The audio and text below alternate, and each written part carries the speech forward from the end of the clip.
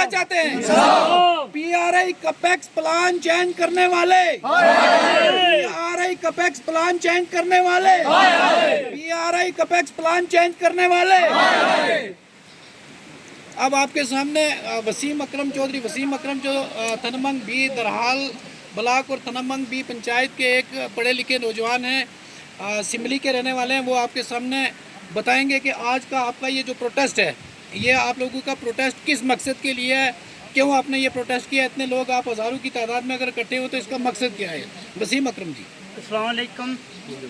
देखो, तनमंग बी जो पंचायत है हमारी, ये इसमें हमने ग्राम सभा की थी। ग्राम सभा में 13 लाख कुछ का हमने ये प्लान बनाया था। 14 लाख का प्लान हमने बनाया था। उसमें से वो प्लान काट के तो हमारे काम भी काटे गए हैं, जिसमें आम पूरी जनता ने ये एक रेजोल्यूशन डाली थी, डिपार्टमेंट को दी थी कि हमारा काम आना चाहिए। लेकिन एमएलए साहब ने पता नहीं किस, जो उनके वर्कर साहिबान हैं, उन्होंने हमारे प्लान को काट के तो कहीं और दे दिया है। लिहाजा हम ये चाहते हैं कि ग्राम सभा फिर क्यों हमें हमारी करवाई थी।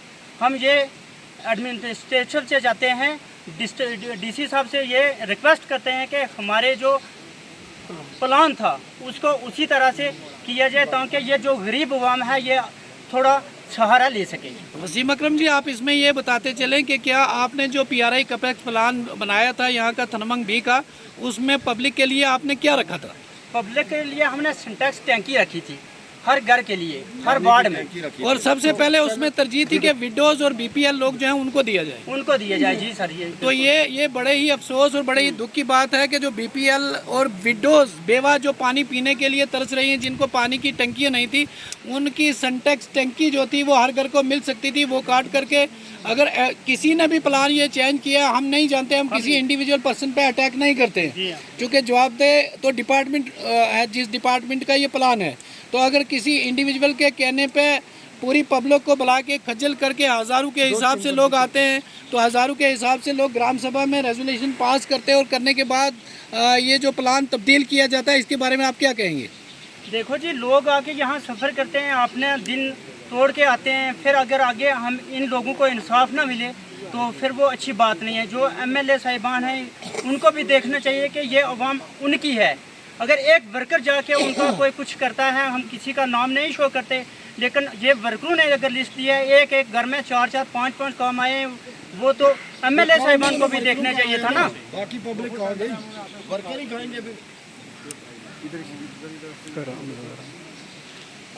अब इसके बाद अब्दुल मजीद मलिक, ये थे चौधरी वसीम अकरम। अब अब्दुल मजीद मलिक बताएंगे आपने अपनी पंचायत में कितने लोग थे जिन्होंने ये रेजोल्यूशन पास करके बीपीएल फैमिलीज़ के लिए और विडोज़ के लिए सिंटेक्स टंकियाँ रखी थी, वो काटी गई।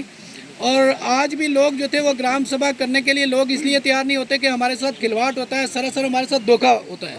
तो इस बारे में आप क्या कहेंगे?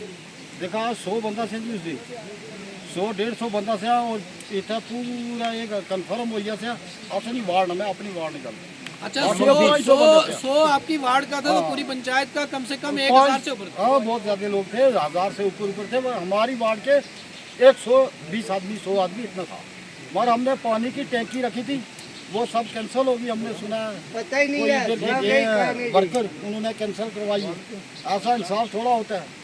वोट ये वर्कर कहीं और देते हैं तो वर्कर कहीं और बन जाते हैं जाके खाने के लिए, ऐसा थोड़ा होता है।